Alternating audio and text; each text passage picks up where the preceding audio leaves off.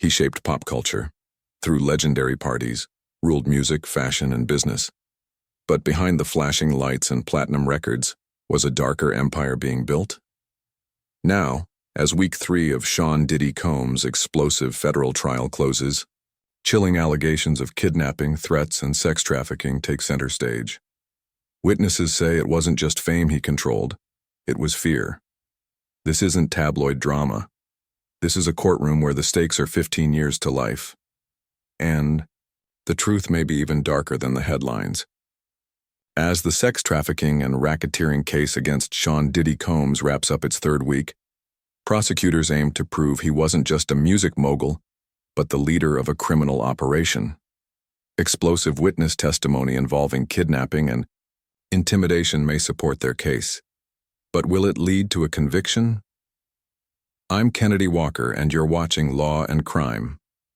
So far, over 19 witnesses have testified about Combs' alleged misconduct. Prosecutors claim he used his businesses, music, fashion, and alcohol, to hide decades of criminal acts. Combs denies all charges. At the core of the case are RICO charges, meaning prosecutors don't need to prove Combs committed every crime himself, only that he benefited from or directed an ongoing criminal group. Former employee Capricorn Clarks claimed she was kidnapped at gunpoint by Combs for not telling him Cassie was dating Kid Cudi. She testified that Combs said, "Get dressed, we're going to kill this slur." And when she resisted, he replied, "I don't give a fuck what you want to do, go get dressed." Clark said Combs drove her to Cudi's home, entered with a guard, and chased Cudi after he arrived. Afterward, Combs allegedly threatened to kill her if she didn't stop Cudi from contacting police. Clark also testified she was forced to take polygraph tests for 5 days over a stolen jewelry accusation. The examiner allegedly warned, "You're going to be in the East River if I can't get a reading." She recounted another time when Combs said he might have to kill her over past ties to Suge Knight. Prosecutors argue this isn't isolated. It's part of a pattern of fear and control. Kid Cudi testified his car exploded in his driveway after falling out with Combs. While no DNA linked Combs, the implication was clear. Cassie Ventura's mother also testified that she paid Combs $20,000 to stop him from releasing sex tapes of her daughter. Combs faces 2 sex trafficking charges.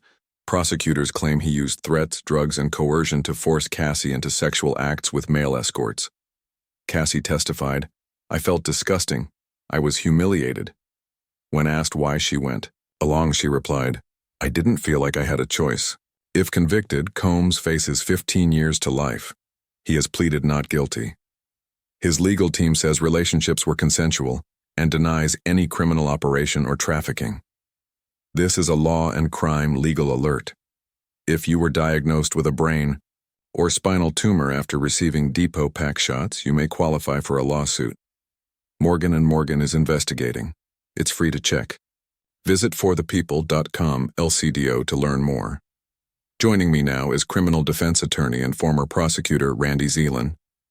Thank you for being here.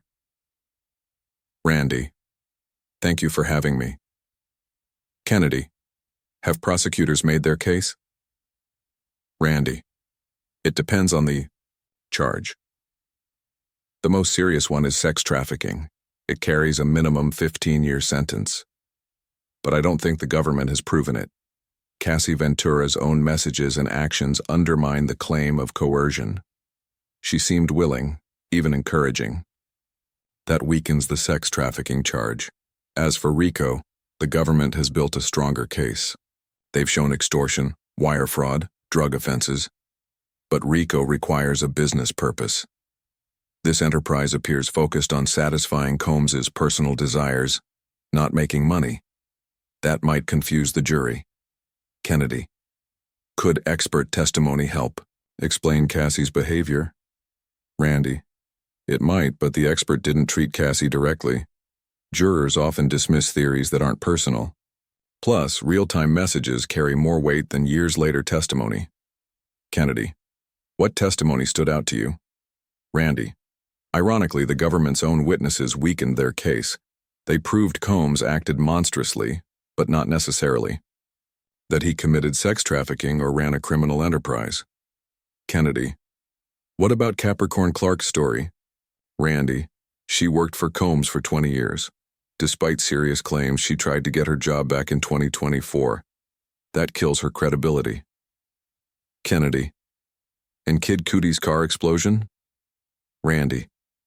That could support arson as a RICO act. But again, it's hard to tie that to sex trafficking. The story the prosecution is telling feels scattered. Kennedy. So what happens if the jury just doesn't like Combs? Randy. That's jury nullification. Convicting someone not because the evidence fits the charges, but because of emotion. That could backfire and lead to appeals. Kennedy. How should the defense respond? Randy. By facing it head-on. Admit Combs is flawed, but remind the jury he's not charged with being a monster. He's charged with specific crimes. If the government didn't prove them, the jury must acquit. Kennedy. Thank you, Randy. Randy. My pleasure. Kennedy. Combs denies all allegations. For full coverage, keep watching Law and Crime. I'm Kennedy Walker.